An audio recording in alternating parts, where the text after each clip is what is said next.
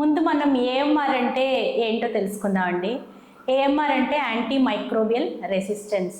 ఇది మనకి బ్యాక్టీరియా కానీ, ఫంగస్ కానీ, లేకపోతే పారాసైట్స్ కానీ మందులకి దానికి సంబంధించిన మందులకి లొంగకుండా ఉండేదాన్ని యాంటీమైక్రోబియల్ రెసిస్టెన్స్ అంటారు. ఇది ప్రపంచవ్యాప్తంగా పెద్ద మహమ్మారిగా తయారైంది ఆరోగ్య రంగంలో.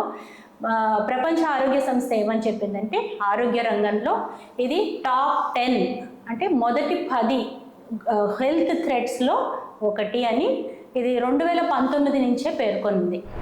సో ఇది ఏఎంఆర్ అంటే. మీరు ఇప్పుడు చెప్పిన సినారియో మన చాలామందికి ఎదుర్కొంటూనే ఉంటారు.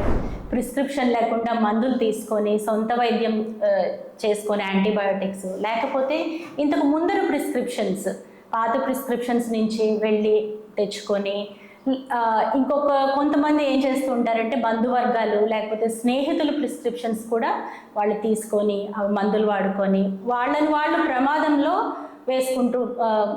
పడేసుకుంటూ ఉంటారు.